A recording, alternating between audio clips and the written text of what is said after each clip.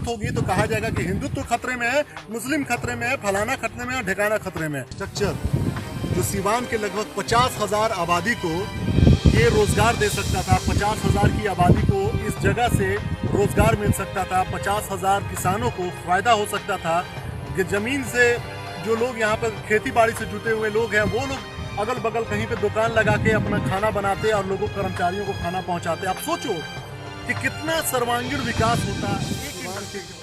किस्मत पे रोती हुई तस्वीर है वो आपको इस जगह से दिखाई दे जाएगी कि यहाँ की जो हालात हैं वो किस तरह से सुधरेंगे, उसके ऊपर बात होनी चाहिए। क्योंकि जो हमारे देश के नेता हैं, बड़े बड़े नेता जो हैं वो जो है आते हैं और बड़ी बड़ी बातें करते हैं, लेकिन जो ज़मीनी हकीकत है, जो सच्चाई है सिवान की, उस पर कोई बात नहीं करता है। देश के बड़े बड़े मीडिया वाले आते हैं, बड़े बड़े नेता आते हैं, लेकिन इसके बारे में बात नहीं करते हैं। आप इसकी जर्जर हालत, गिरते हुए हालत और गिरते हुए छप्पर, बर्बाद होते AC duct, central AC ducts को देख सकते हैं, गिरे हुए पूरे इस ज़मीन के हालत को देख सकते हैं, करोड़ों अरबों रुपए की इस प्रॉपर्टी को आप देख सकते हैं। ये जो सिवान के जिस ज़मीन पर ये फैक्ट्री है, यहाँ पर बच्चे आते हैं, देखते हैं और यहाँ पे सेल्फी लेते हैं, वीडियो बनाते हैं, टिकटॉक बनाते हैं, लेकिन उन बच्चों की ज़िंदगी के बारे में ये नहीं कोई कह सकता है कि वो आने वाले कल में उनका भविष्य कैसा होगा। इतनी बड़ी जगह कि आप पूछो मत, यहाँ पर ये सारी प्रॉपर्टी बर्बाद हो रही है। ये कितनी बड़ी विडंबना है, ये कितनी बड़ी बदकिस्मती है इस देश की, इस जिले की, इस सिवान की, इस बिहार की, कि ये जो इंडस्ट्री है, इतनी बड़ी इंडस्ट्री है, इसके बारे में कोई बात नहीं करता है। अमित शाह जी आते हैं, बड़ी बड़ी बातें करते हैं, वो जुड़वा रहे होते हैं बड़े बड़ी योजनाएं कि हमने आयुष्मान दिया, हमने ये दिया, हमने वो दिया, हमने ये किया। लोग ताली मारने लगे तो अरे भैया, आपके 13 ही प्रोजेक्ट्स के बाद से आपने तारीफ करने लग गए। लेकिन ये तारीफ का असलियत है, आप लोग देख लीजिए कि किस प्रकार से, किस तरीके से यहाँ सिवान की जो हालात हैं, ये जो फैक्ट्रीज है, इसके बारे में कोई बात नहीं कर रहा है, इसकी असलियत के बारे में कोई बात नहीं कर रहा है। जंगल हुआ पड़ा है, कम से कम इस जगह को अगर तरीके से साफ सुथरा भी कर दिया जाता तो मेरे ख्याल से ये जो जगह है ऐसे ही कामयाब हो जाती कि हम लोग इसमें आकर कुछ प्रोग्राम्स भी कर रहे थे, सिवान के बच्चों को स्किल भी सिखा सकते थे। इसके बारे में कोई भी बात नहीं करेगा। क्या भैया आप लोग इधर ही रहते हैं क्या आसपास? सिवान ही रहते हैं। ये सूता फैक्ट्री मिल से होके गुजरते हैं तो कुछ अफसोस आता है देखकर? बहुत अफसोस होता है। इतनी बड़ी प्रॉपर्टी, इतनी बड़ी जगह जो है, आप लोगों की किस्मत, हम लोगों की किस्मत को बना सकता था, सिवान के कायाकल्प कर सकता था। आज जो बेरोजगारी है उसमें कुछ ना कुछ तो बहुत हेल्प मिलता जी, बहुत हेल्प मिलता ना जी। आप लोग भी युवा है, नौकरी वोकरी करते हैं कहीं? जी नौकरी क्या सर, वही बस प्राइवेट कुछ ना कुछ कर ही लेते हैं। आप जीने खाने के लिए कुछ ना कुछ तो करना ही पड़ेगा। बताइए, मतलब अच्छा एक बात बताइए, हम लोग यही बताने की कोशिश कर रहे हैं, बड़े बड़े नेता आते हैं, हिंदू मुसलमान करते हैं, जात पात की बात करते हैं, उस पर राजनीति करते हैं, लेकिन ये इतनी बड़ी चीज जो सिवान की किस्मत को बदल देती, इसके बारे में कोई नहीं बात करता है। कहाँ तक जायज लगता है ये? बिल्कुल जायज है सर, नाजायज है ना? बात तो ये होना चाहिए ना। बिल्कुल, बात इसके बारे में होना चाहिए। इसके बारे में होना चाहिए। हिंदू मुस्लिम से क्या होता है? हिंदू मुस्लिम से क्या होता है? हिंदू मुस्लिम करने से सर पेट भरता है। बिल्कुल। तो मेरा आज यही मकसद था दिखाने का कि अगर जो ये जो मुद्दे हैं, ये जो ज़मीनी मुद्दे हैं, ये जो ज़मीन है, अगर इसी ज़मीन के बारे में हम लोग बात करें तो ये अरबों रुपए की ज़मीन होगी, है ना? तो अब ये लोगों में जानने की ज़रूरत है कि क्या इस तरह की चीज़ों को हमारे देश की जो सरकार है वो किसी तरीके से इस पर कोई असर डाल सकती है कि नहीं? क्या इसके ऊपर कोई कामयाबी हम लोगों को, सिवान की जनता को मिल सकता है कि नहीं? ज़बरदस्त धूप है, हवा भी काफ़ी तेज़ है, लेकिन सच्चाई वही है कि कोई इसके देखभाल करने वाला नहीं है। वही की वही ज़मीनी हकीकत है। क्यों भाई?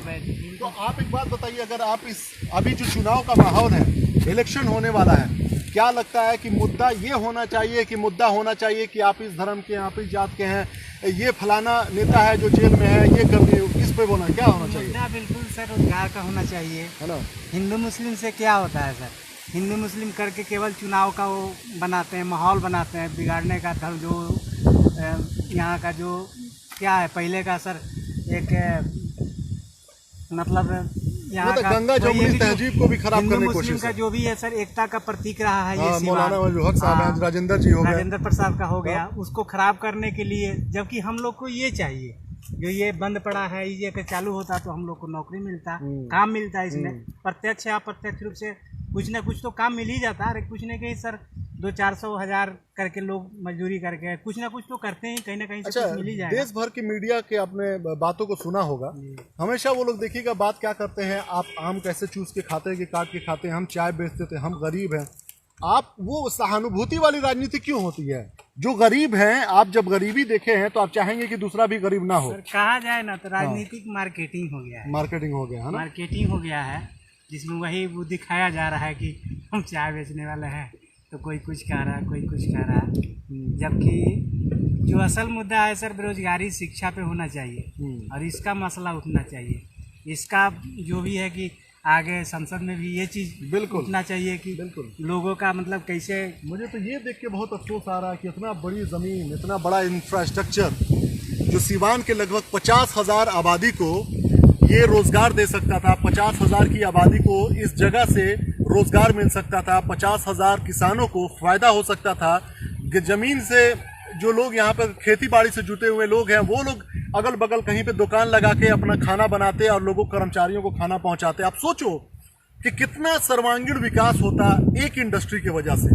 इस तरह के 4 हमारे जिले में जो है, सीवान जिले में शुगर फैक्ट्री मिल है 3 और 1 सूता मिल है। इस तरीके से वो बंद पड़े हुए हैं, कोई इसका देखने वाला नहीं है, कोई हाल पूछने वाला नहीं है। लेकिन यहाँ पर जब बात होगी तो कहा जाएगा कि हिंदुत्व खतरे में है, मुस्लिम खतरे में है, फलाना खतरे में है, ढिकाना खतरे में है। इसी पर सिर्फ बात होगी। क्या नाम हुआ सर आपका? मेरा नाम सर गौतम कुमार। गौतम कुमार हुआ। तो आइए आप लोगों को मैं दिखाते रहता हूँ आगे तक की थोड़ी सी कहानी। ये है सिवान का सूता मिल। स्मृति ईरानी जी आई थी यहाँ पर घूमने के लिए सिवान में। सिवान एक टूरिस्ट प्लेस बन गया हुआ है ना। इनका मकसद सिर्फ ये हो गया है कि केवल एक खास व्यक्ति का नाम लीजिए जो कि यहाँ की राजनीति में भले नहीं है 10-15 सालों से, लेकिन लोगों को बरगलाते रहिए और असलियत से सर को और मुंह को छुपाते रहिए। कोई इसके बारे में बात नहीं करना चाहता है कि हम जो है असलियत दिखाएं और बताएं कि क्या है ये सिवान की असलियत और क्या है हमारे देश के अंदर में सबसे बड़ी जिम्मेदारी नेताओं की और सबसे बड़ी कमी हमारे समाज की। इतना बड़ा इंफ्रास्ट्रक्चर मैं आपको दिखा रहा हूं, करोड़ों रुपए का है, अरबों रुपए का है, लेकिन इसके बावजूद भी जो है इसके बारे में कोई भी नेता बात नहीं करना चाहता है। बात किस पे हो रही है? बात हो रही है कि भैया हमको रोजगार नहीं चाहिए, हमारा धर्म खतरे में, हमारा मजहब, हमारा जात खतरे में है। मकसद सिर्फ एक है कि किसी तरीके से आपको बरगला कर बस वोट ले लिया जाए। विकास की बात, डेवलपमेंट की बात, समाज में एकता की बात, समाज में सभी वर्ग के लोगों के रोजगार की बात पर कोई बात नहीं करना चाहता है।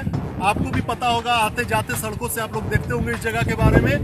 ध्यान से देखिएगा और इसकी किस्मत पे रोइएगा, अपने किस्मत पे रोइएगा कि हमारे सिवान जिला की किस्मत, आपकी किस्मत, आपके बच्चों की किस्मत कहां पर जाकर रुक रही है, खत्म हो रही है। धन्यवाद, बहुत बहुत धन्यवाद। एंजॉय कीजिए आप लोग राजनीति को।